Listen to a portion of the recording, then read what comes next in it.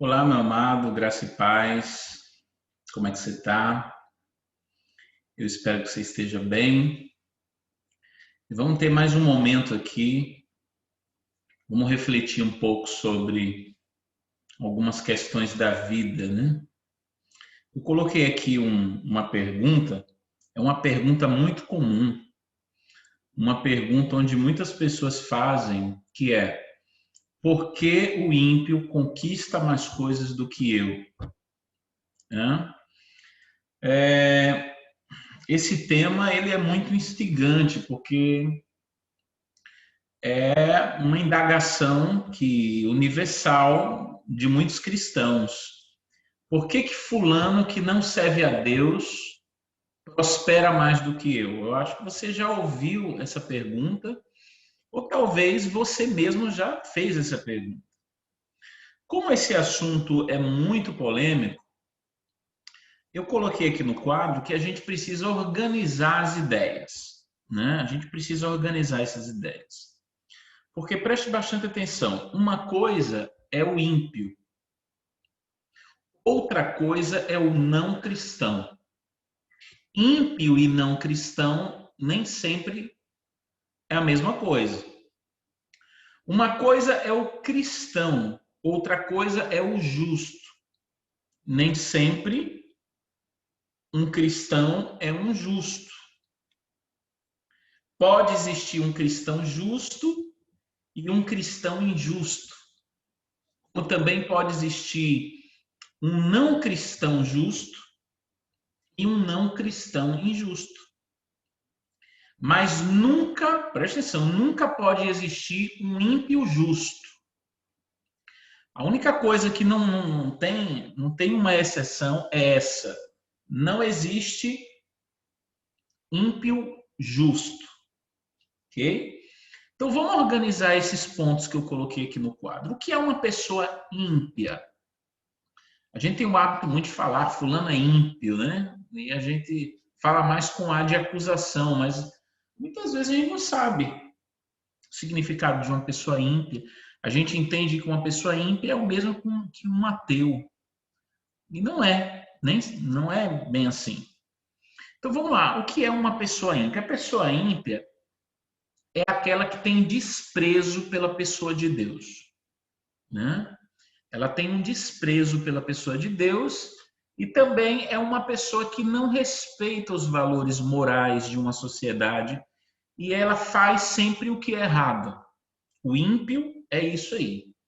Uma pessoa que desrespeita a Deus, uma pessoa que não respeita os valores morais de uma sociedade e é uma pessoa que faz o que é errado, certo? Então, uma pessoa ímpia nunca é justa, porque ela vive na prática da injustiça. Já um não cristão, como por exemplo um ateu ele não é cristão, né? Ele pode não acreditar em Deus, não ser uma pessoa ímpia. Como assim? Um ateu pode ser uma pessoa que não acredita em Deus, mas que respeita os valores morais de uma sociedade e procura fazer o que é certo. Já o cristão é aquele que publicamente professa uma fé em Deus. Mas dentro da terminologia cristão, existe o cristão justo e o cristão injusto. O cristão justo é aquele que crê em Deus, mas além de crer, ele pratica o que é certo, ele pratica o que é justo, ele respeita e ele pratica a retidão. Já o cristão injusto é aquele que diz crer em Deus, mas a crença dele se restringe ao discurso, porque as ações dele não se alinham com o que ele fala. O que ele faz não se alinha com o que ele diz. É aquilo que Tiago diz para não sermos apenas ouvintes, mas também praticantes da palavra de Deus.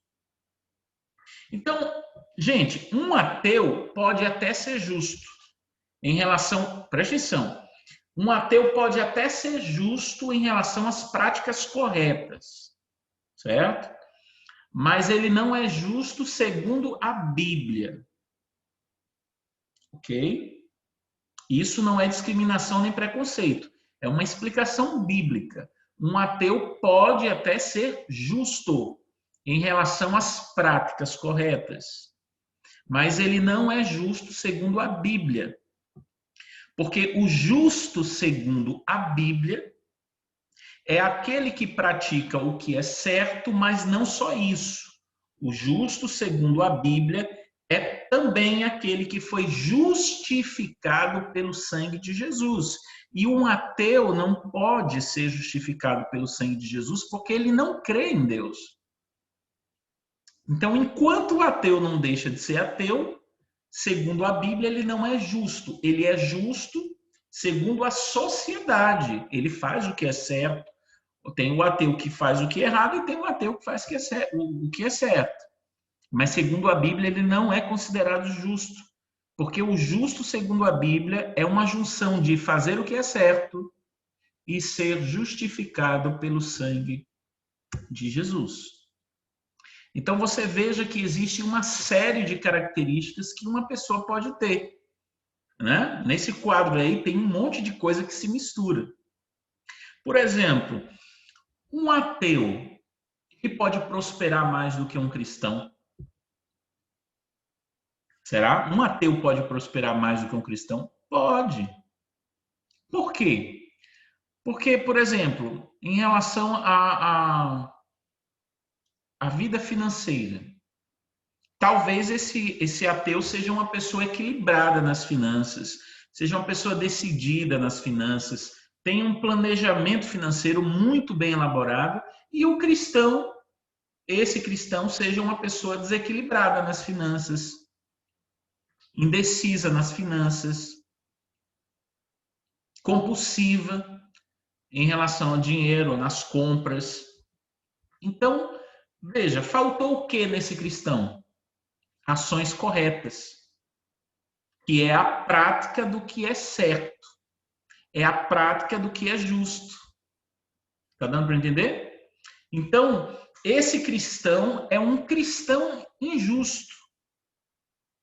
Porque o contrário do certo é o errado, e o contrário do que é justo é o injusto. Então, nesse caso, nós temos um cristão injusto, porque faz o que é errado nas finanças, e um ateu justo, aos olhos da sociedade, porque faz o que é certo em relação às finanças. É por isso que o ateu acaba prosperando mais do que esse cristão. Mas existe outra pergunta. Pastor, é possível um ímpio prosperar mais do que um cristão justo? Olha que pergunta. É possível um ímpio, eu estou falando de ímpio, não é de ateu. É possível um ímpio prosperar mais do que um cristão justo? Aí a resposta já necessita de uma reflexão mais profunda, e é isso que eu quero conversar com você. E a gente vai ler um texto na Bíblia muito complicado, que está em Eclesiastes, aqui, Eclesiastes capítulo 7, versículo 15. Então vamos lá.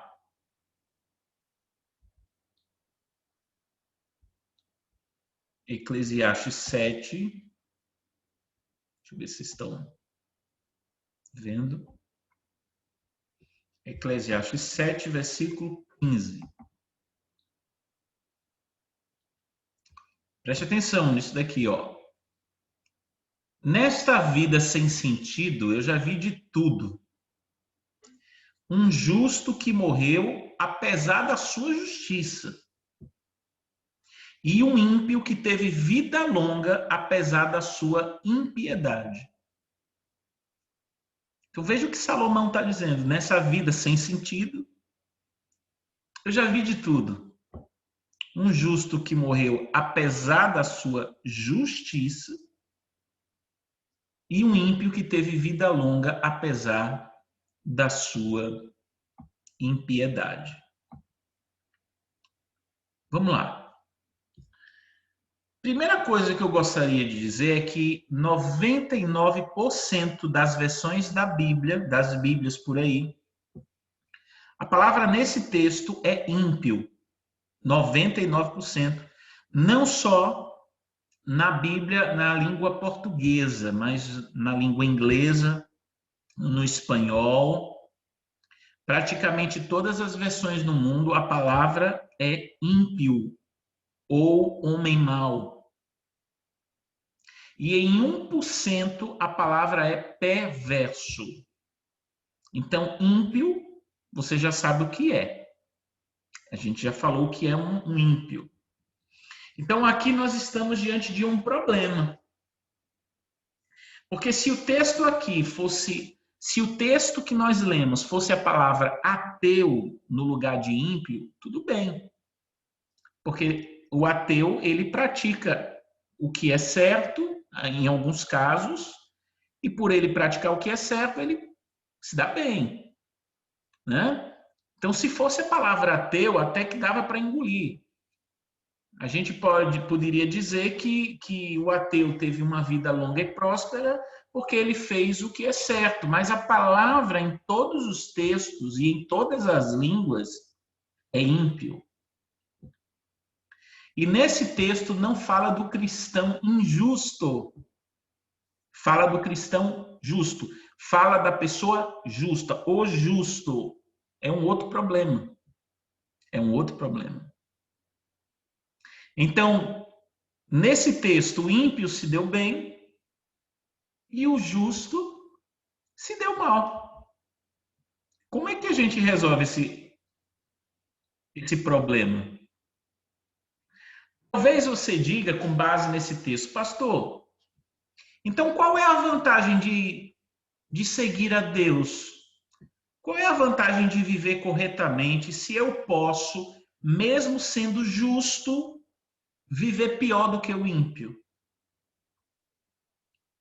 Pastor, por que fulano que não tem uma vida correta, ele é mais feliz do que eu?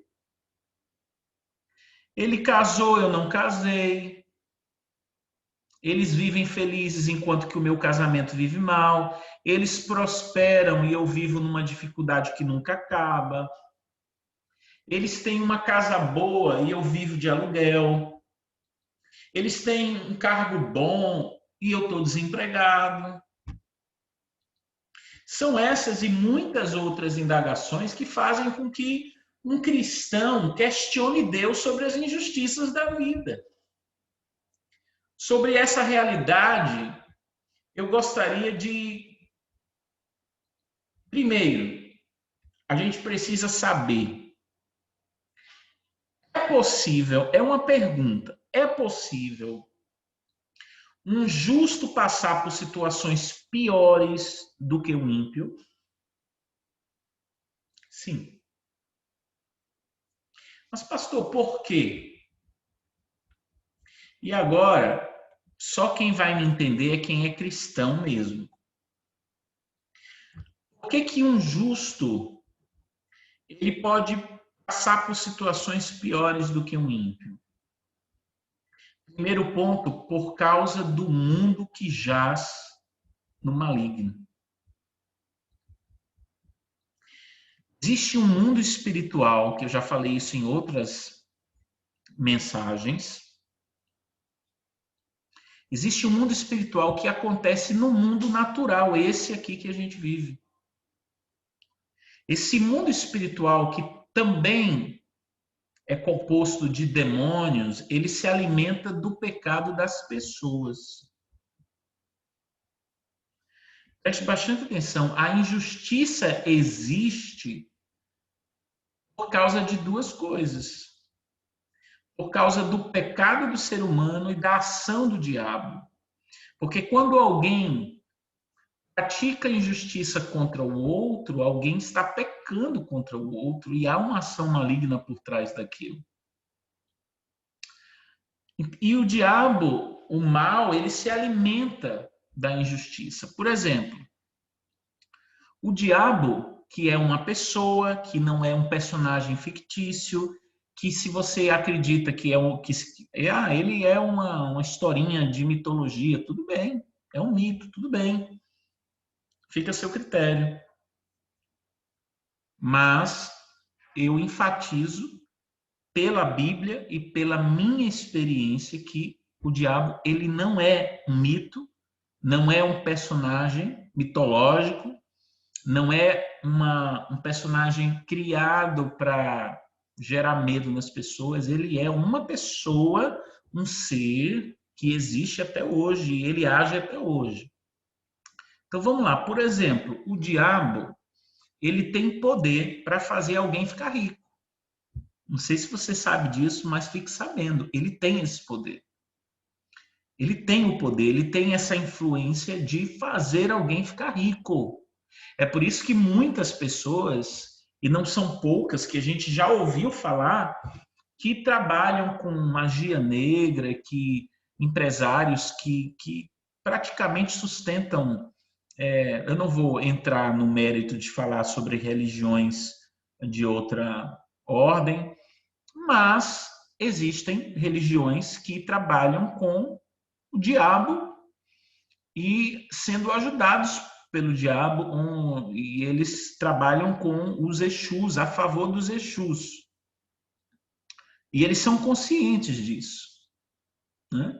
E muitos empresários, pessoas que começaram com uma microempresa, fazem lá o trabalho com sacrifício de animais, seja com o que for, e eles ficam ricos, né? Então preste atenção, o diabo ele tem poder para fazer alguém ficar rico. E o que ele espera da pessoa para ela ficar rica, o que que espera? O que que o diabo espera dessa pessoa para ela ficar rica? Não é só um trabalho de magia, mas ela espera daquela pessoa potencial de desonestidade, potencial de egoísmo, potencial de avareza. Ele espera que aquela pessoa trate o dinheiro como um Deus. Eu mato e eu morro por dinheiro. Eu tenho um preço. Isso faz com que o diabo alimente essa pessoa, até porque o dinheiro na categoria de Deus é um demônio, é um príncipe. É um príncipe das trevas chamado Mamon. Lidera uma série de demônios. Primeiro ele se apresenta fazendo bem, né? Então, deixa eu só mostrar aqui uma pesquisa que eu fiz no Wikipedia. Alguns chamam de Wikipédia, né? Ó, Mamon.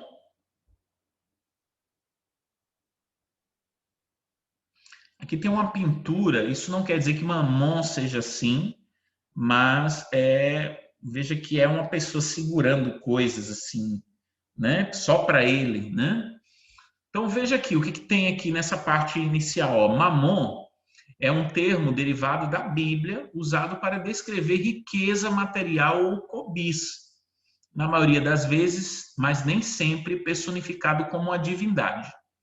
A própria palavra é uma transliteração da palavra hebraica mamon, que significa literalmente dinheiro. Como ser, porque existe um ser, um príncipe das trevas chamado Mamon, como ser Mamon representa o terceiro pecado, a ganância ou avareza, também um anticristo devorador de almas e um dos 7 príncipes do inferno.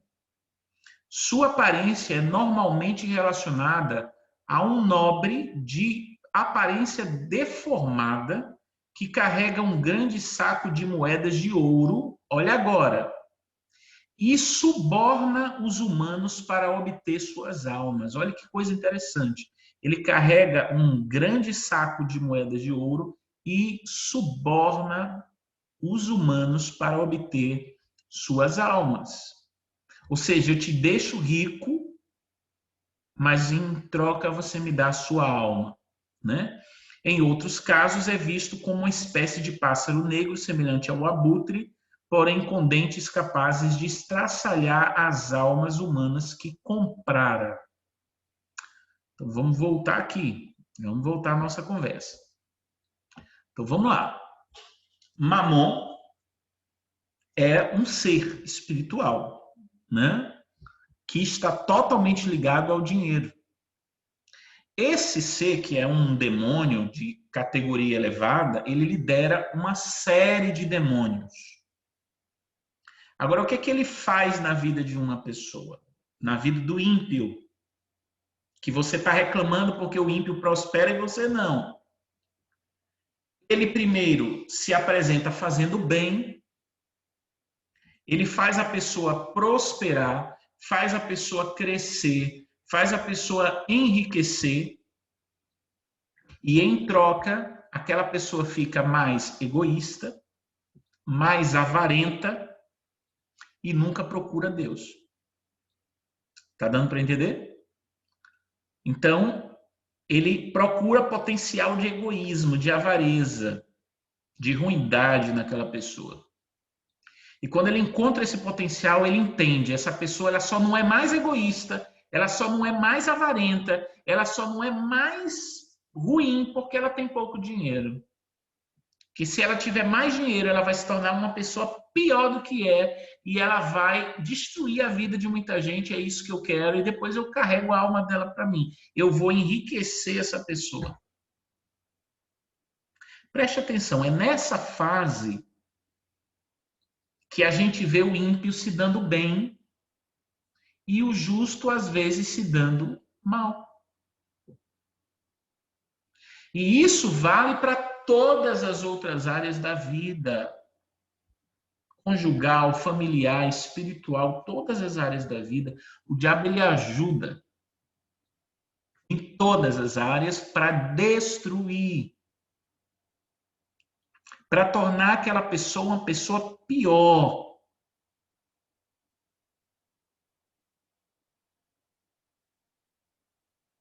Às vezes o diabo facilita o casamento de uma pessoa. Quando, na verdade, Deus não facilita. E parece que Deus está sendo o diabo e o diabo está sendo Deus, porque o diabo está sendo bonzinho, mas não. O diabo quer aquela pessoa na vida daquela outra para destruir. Pastor, eu conheço o casal X e eles se amam tanto. E eles são pessoas que não são pessoas corretas. Você conhece o que eles mostram. Mas só quem conhece toda a verdade é Deus.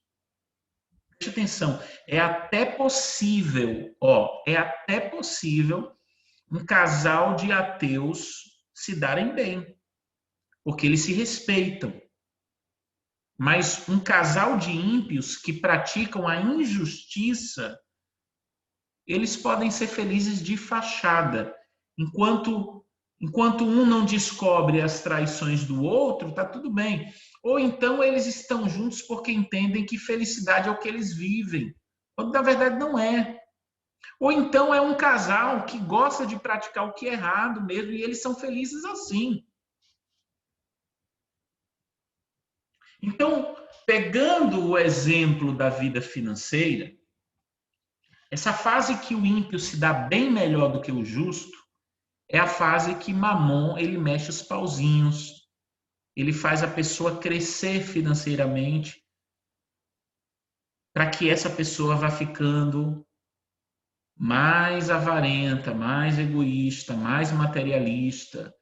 Essa pessoa vai se dedicando mais ao dinheiro do que a qualquer outra coisa.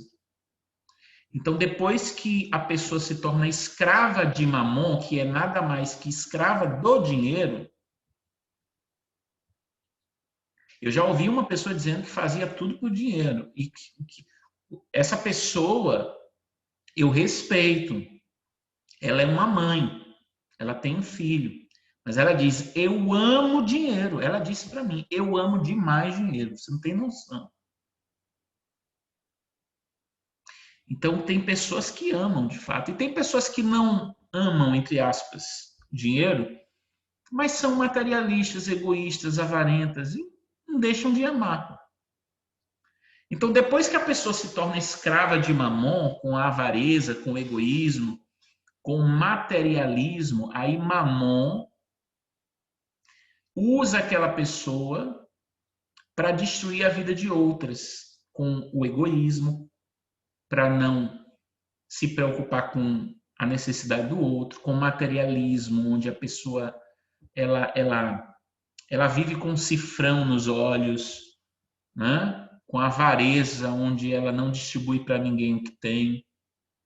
Depois que essa pessoa, com todo esse egoísmo exposto, Mamon ele envia seus empregados. Geralmente esse Mamon, ele trabalha com 7 demônios que agem na vida do ímpio, cada um com uma extensão diferente de atuação, que muita gente usa no popular, tem o um nome no popular, que seria o tranca-rua, que eu acho que você já ouviu falar nesse demônio, ele existe mesmo. Tem o tranca-tudo, não é mentira, existe. Tem os 7 portas, tem os 7 cadeados, já falei o que? 1, 2, 3, 4. Tem o Exu da vala, tem o Exu do lodo e o Exu da lama. Esses demônios, eles trabalham com Mamon, mas eles só entram em cena depois que o cara já enriqueceu, o ímpio enriqueceu, e ele já está pior como ser humano, pior do que antes, quando ele era pobre. Na hora que o cara está achando que eu sou rico, eu sou o bambambam, então esses demônios eles chegam e eles vão tirar da pessoa o que Mamon deu. Porque toda riqueza proveniente do pecado e proveniente do diabo é uma isca apenas para destruir a vida da pessoa. O diabo não dá dinheiro para alguém enriquecer por si só. O diabo dá dinheiro para alguém destruir pessoas e depois se autodestruir. Aí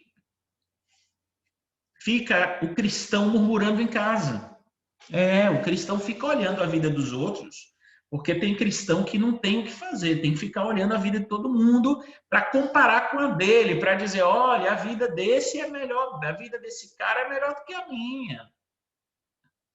E fica murmurando, meu Deus, por que fulano que não te serve prospera e eu não? Meu amado, o cristão que faz esse tipo de questionamento não conhece o mundo espiritual. Nunca esqueça disso. Preste atenção no que eu vou falar.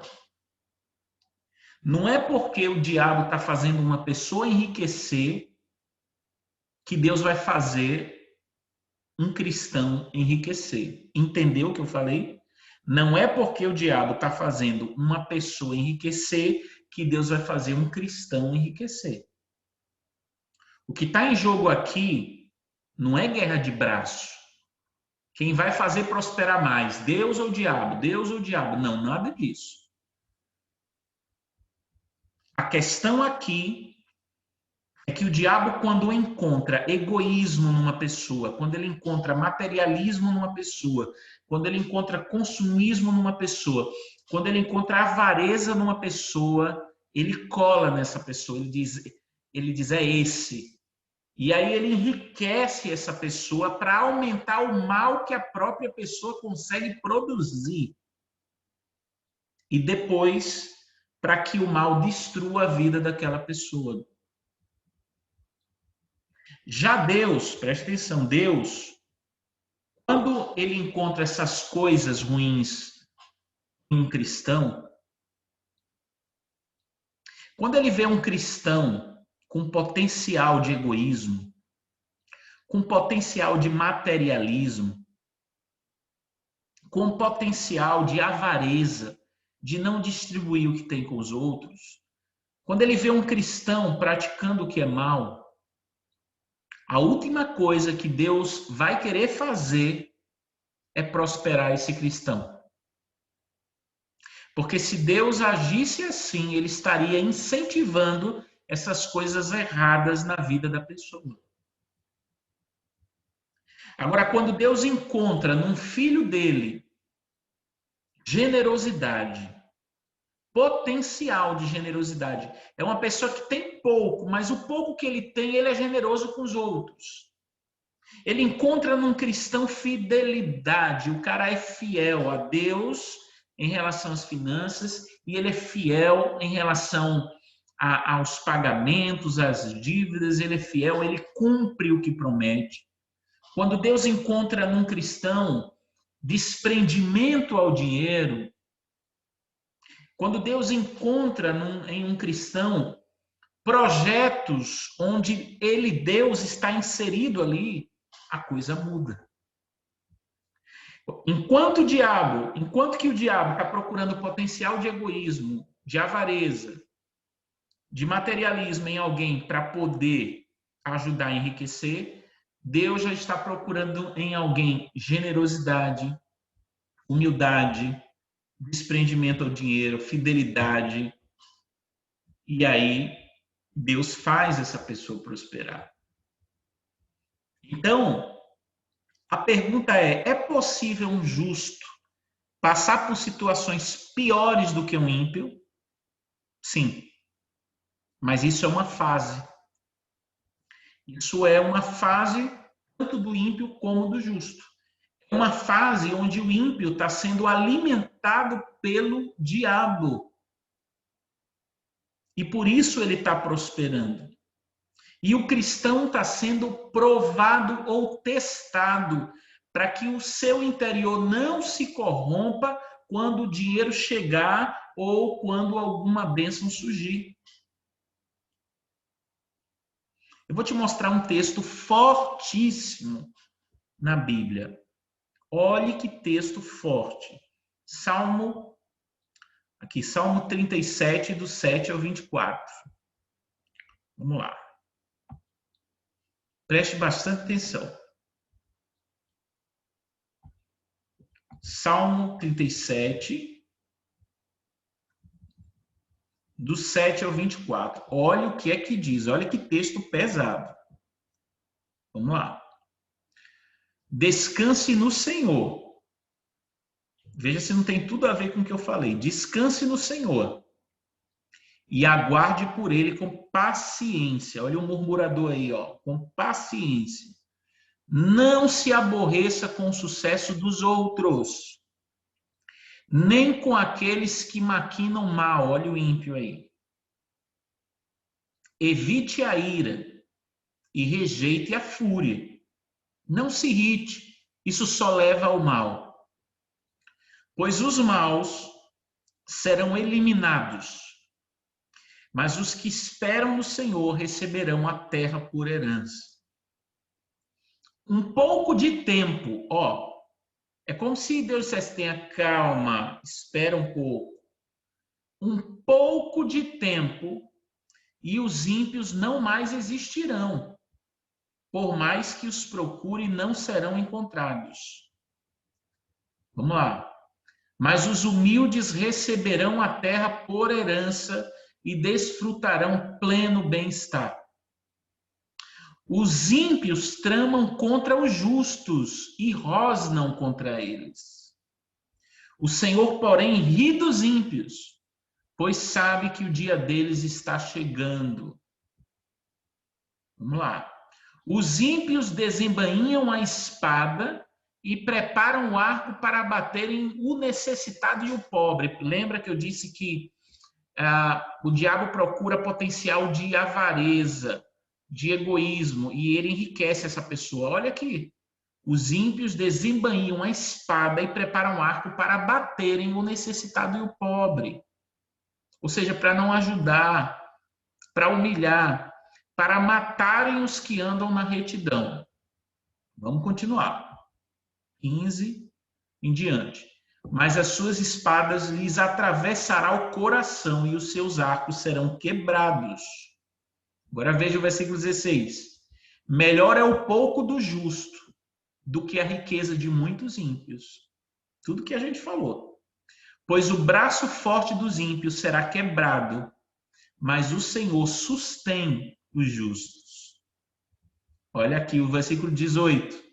O Senhor cuida da vida dos íntegros, e a herança deles permanecerá para sempre. Em tempos de adversidade, ou seja, em tempos de dificuldade, não ficarão decepcionados. Em dias de fome, desfrutarão fartura. Mas os ímpios perecerão. Os inimigos do Senhor murcharão como a beleza dos campos, desvanecerão como fumaça. Vamos lá, até o 24. Vou colocar aqui.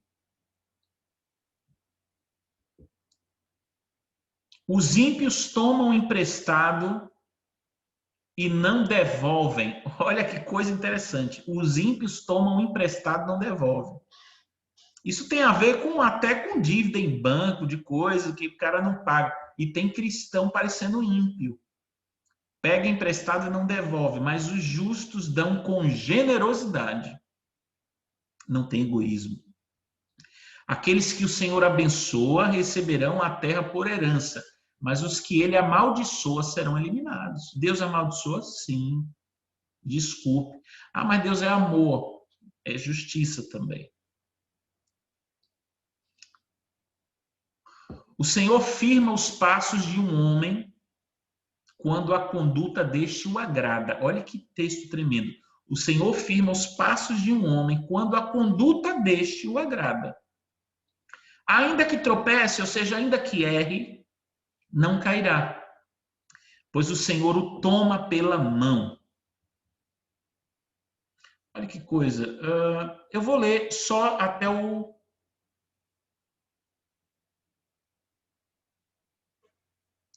Até o 29, ó.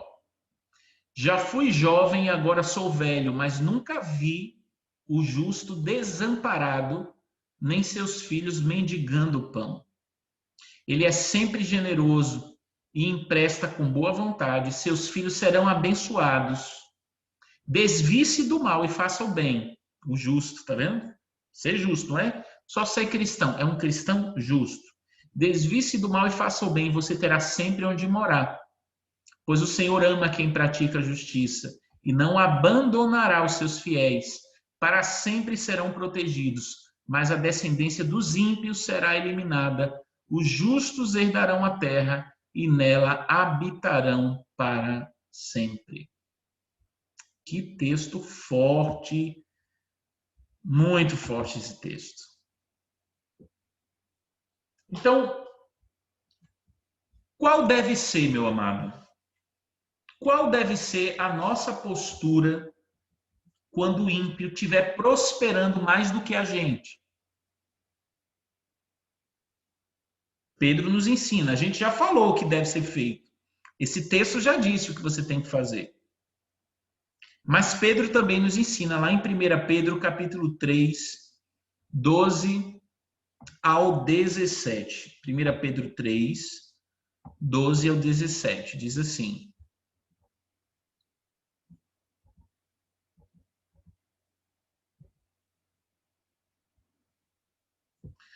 porque os olhos do Senhor estão sobre os justos e os seus ouvidos estão atentos à sua oração.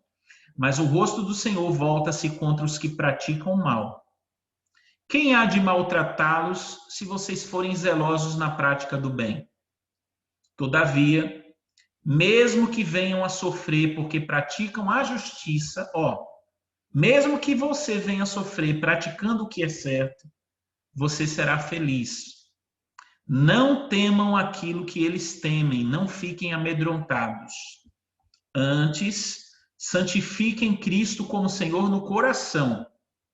Estejam sempre preparados para responder a qualquer que lhes pedir a razão da esperança que há em vocês. Contudo, façam isso com mansidão e respeito, conservando boa consciência, de forma que os que falam maldosamente contra o bom procedimento de vocês, porque estão em Cristo, fiquem envergonhados de suas calúnias. É melhor sofrer por fazer o bem, se for da vontade de Deus, do que por fazer o mal. Que texto tremendo, gente. É melhor sofrer por fazer o bem, se for da vontade de Deus, do que por fazer o mal. Então, meu amado, então nessa questão do ímpio se dar bem e o justo se dar mal, eu acho que a gente já superou, né? Já está superado esse problema. Só que Salomão vai além disso. Ele diz no versículo 15 que viu um justo morrer na sua justiça. Ele viu um justo morrer na sua justiça e o ímpio prolongar os seus dias na maldade. A pergunta que eu faço é possível um justo morrer na sua justiça? Ou seja, o justo vai morrer e nunca vai sair da situação ruim. É possível? Sim, é possível. Mas para eu te responder, você precisa entender que tipo de justo Salomão está se referindo. E para a gente saber disso, a gente precisa ler o versículo posterior, que é Eclesiastes 7,16. Porque a gente leu Eclesiastes 7,15. Eclesiastes 7,15 e a gente lê depois o 16. Olha o que diz, o 15. Nesta vida sem sentido eu já vi de tudo, um justo que morreu apesar da sua justiça e um ímpio que teve vida longa apesar da sua impiedade. Agora veja o que diz o versículo 16. Não seja excessivamente justo, nem demasiadamente sábio. Por que destruir-se a si mesmo? E agora deu uma doideira aqui na cabeça. Salomão está dizendo que o justo, demasiadamente justo, vai morrer na justiça, na sua própria justiça. Meu amado, esse texto sempre me deixou confuso. Não sejas demasiadamente justo. Isso me deixava confuso, porque Paulo, ele sempre disse para a gente seguir a justiça. Jesus disse que para a gente buscar em primeiro lugar o reino de Deus e a justiça, a sua justiça. E aí, com esse texto, é como se Salomão dissesse, siga a justiça, mas nem tanto. Será que é isso que Eclesiastes está querendo nos ensinar? O que é ser demasiadamente justo? Será que existe algum limite para a prática da justiça? Será que uma pequena dose de injustiça é saudável? Nunca esqueça disso, meu amado.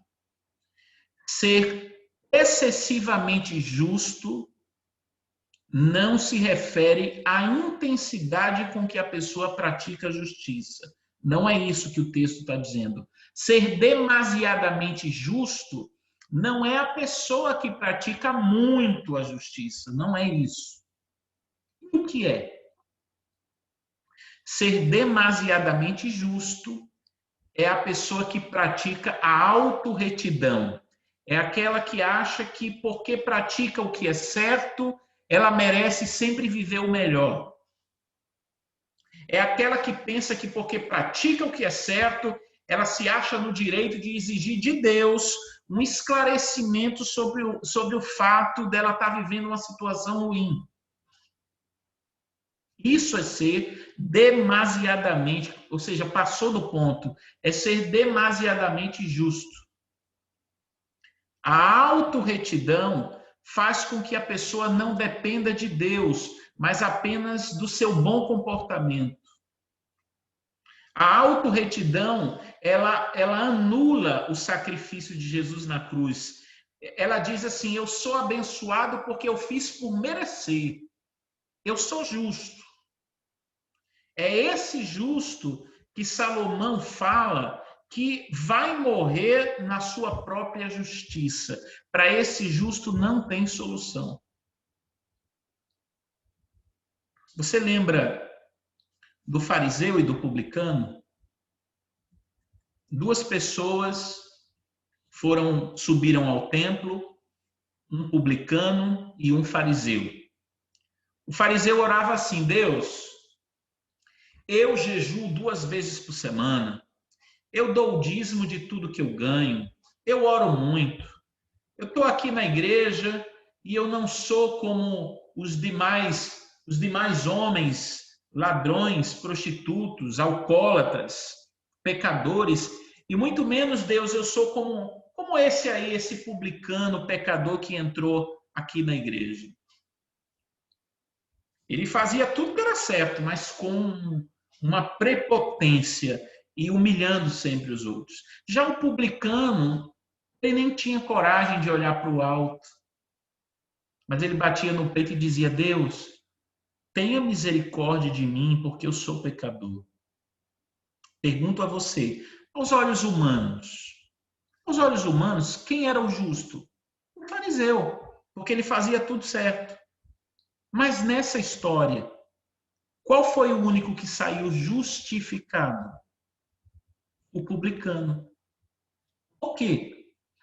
Porque o fariseu alimentava o senso de autorretidão, de justiça própria. E o grande perigo do demasiadamente justo é que ele nunca vai entender o propósito de Deus, onde muitas vezes Deus permite uma injustiça na nossa vida para nos amadurecer. Porque o justo demasiado, ele diz: por que isso está acontecendo comigo? Eu não mereço passar por isso. Eu faço por onde viver bem, isso não é justo. Meu amado, o demasiadamente justo, ele só foca no porquê eu estou vivendo isso. Mas o justo equilibrado, ele foca no para que ele está vivendo isso. Para o aperfeiçoamento.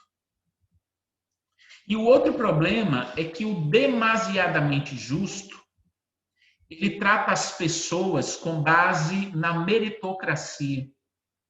Ou seja, ele só trata bem se as pessoas fizerem por onde. Porque se elas não fizerem por merecer, ele não está nem aí para elas. Ele é o tipo de pessoa que, se alguém pisar na bola uma vez, ele condena de uma vez por todas aquela pessoa. As pessoas passam a ser descartáveis para ela. Ele não permite que ninguém erre com ele. E aí eu pergunto, o que seria do filho pródigo se o pai não fosse um justo equilibrado? Você veja que o irmão do filho pródigo era um justo demasiadamente justo. O que foi que o irmão mais velho disse quando viu o pai fazendo uma festa para o outro filho? Meu pai, isso não é justo. Isso que o senhor está fazendo não é justo. Faz tantos anos que eu trabalho para o senhor. Eu, seu filho, nunca desobedeci uma ordem sua. Já esse meu irmão desperdiçou tudo que era do senhor, não esperou nem o senhor morrer e pediu o dinheiro, a herança, gastou seu dinheiro com prostitutas, com farra, e agora o senhor o recebe de volta. Talvez você diga: pastor, eu não sou um justo demasiadamente justo. Então o que é que eu preciso saber? Eu preciso entender uma coisa, meu amado. Eu estou no mundo, preste atenção, eu estou no mundo em que coisas ruins acontecem a pessoas boas e coisas boas acontecem a pessoas ruins. É por falta dessa compreensão que muito cristão pergunta: mas pastor, por que eu, que faço tudo certo, minha vida não anda, e aquela minha amiga que faz tudo errado, ela vive se dando bem na vida? A primeira resposta está no que a gente falou. Muitas vezes, o diabo facilita a vida de pessoas que fazem coisas erradas para escravizá-las e destruí-las depois. Mas também tem um outro ponto. Jesus disse em Mateus 5 E Deus faz cair a chuva sobre justos e injustos. E Deus faz com que o sol se levante sobre bons e maus. Pastor, se Deus faz cair a chuva sobre justos e injustos, então para que eu oro? Por que eu devo obedecer a Deus se ele faz cair chuva sobre justos e injustos? Se não há diferença, tanto faz se eu for justo ou injusto. Realmente, Deus faz cair a chuva sobre justos e injustos. Mas a diferença é como o justo enfrenta o problema. O justo pode enfrentar o problema descansando num Deus que cuida. Enquanto que o injusto, ele não tem a consciência e a experiência de vida com esse Deus que cuida, e por isso é mais fácil o injusto se desesperar. Outra coisa, Deus permite coisas boas acontecerem a justos e injustos, mas no caso de tanto o justo quanto o injusto receber um ataque do inferno, a prerrogativa do livramento é só para o justo. A prerrogativa do livramento é só para aquele que se entregou a Jesus. Não é para o injusto. Se o diabo atacar a vida do injusto, tchau. Salmo 34, versículo, que eu não me engano, em 9, diz: muitas são as aflições do justo, mas o Senhor o livra de todas. No mesmo capítulo, a Bíblia diz que o anjo do Senhor acampa-se ao redor dos que o temem e os livra. Essa ação maligna pode até tocar a sua vida, mas ela não pode permanecer na vida do justo. Agora preste bastante atenção. Deus faz cair chuva sobre justos e injustos. Faz descer o sol sobre justos e injustos. Ou seja, o natural ele dá para todos em igualdade. Preste atenção. O natural ele dá para todos em igualdade. O sol está para todo mundo. Está para o justo, para o criminoso. A chuva está para todo mundo. Agora, o sobrenatural não. Não é para todo mundo. Porque, meu amado, preste atenção no que eu vou te falar. Se não houvesse nenhuma diferença entre a pessoa que é justa e a pessoa que é injusta, Deus não nos justificaria. A Bíblia fala que a oração do justo pode muito em seus efeitos. Então, se não houvesse diferença entre justo e injusto, não haveria esse texto de que a oração do justo. Então, nunca mais diga, fulano que tem uma vida errada tem uma vida melhor do que a minha.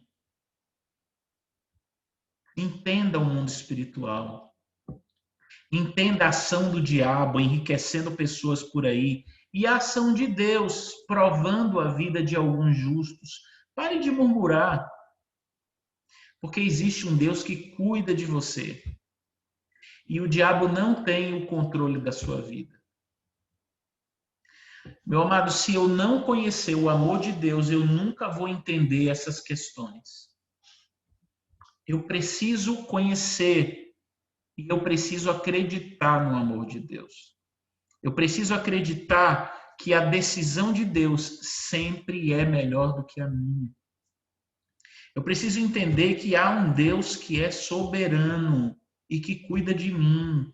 Ele sabe o que é melhor de mim, ele conhece os meus limites. Eu tenho que confiar o meu coração em alguém que cuida da minha vida muito melhor do que eu. E essa pessoa é Deus. É Deus. Ele sabe o que é melhor para mim. Ele sabe o que eu preciso. Ele sabe até onde eu posso suportar. Ele sabe onde você vai chegar, ele sabe o que você vai viver nessa terra. Vale a pena confiar sua vida nas mãos de Deus. Vale a pena consagrar sua vida para Deus.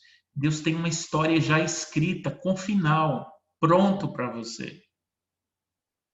Pare de ficar lançando palavras ao vento. Deixe de ser negativo. A Bíblia diz que a morte e a vida estão no poder da língua. Meu amado, cuidado com o que você fala, mesmo que seja num momento de impulso, mesmo que seja num momento de desespero, mesmo que seja num momento de raiva. O diabo, ele não se apropria do que você fala, não é só quando você fala assim, de forma bem racional. Não, ele pega tudo. No momento de raiva, no momento de impulso, ele pega e ele grava, ele usa isso contra você. O diabo se apropria de tudo que você fala. Aprenda a viver sua história com dignidade, sem pronunciar maldições. Ah, Moisés, a gente não aguenta mais. Será que não seria melhor a gente morrer no deserto? Olha o que esse povo falou. Olha o que esse povo disse para Moisés. Será que não seria melhor a gente morrer no deserto?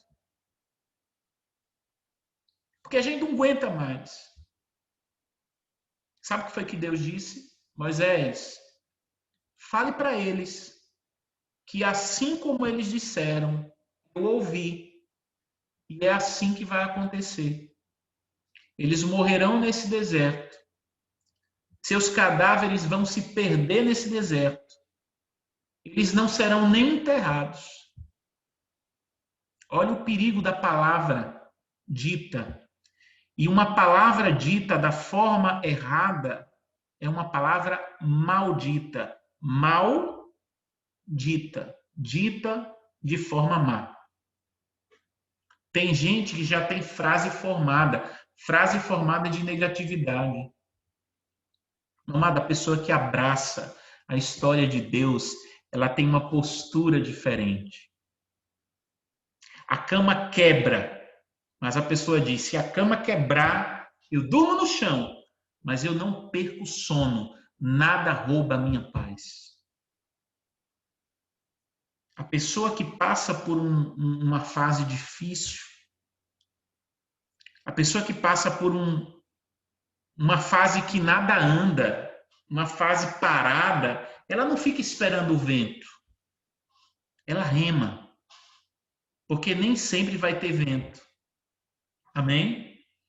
Então, meu amado, aprenda a ser fiel a Deus quando as coisas dão errado. Aprenda a ser fiel a Deus quando as coisas dão errado. Porque Deus é o Deus que permite tempos difíceis na nossa vida, mas Ele também é o Deus da bênção. Então, você aprenda a lidar com essas duas coisas. Tempos difíceis, tempos bem difíceis e bênçãos sem medida. Porque quem sabe lidar com as dificuldades não vai ter dificuldade para lidar com as bênçãos. Que Deus te abençoe.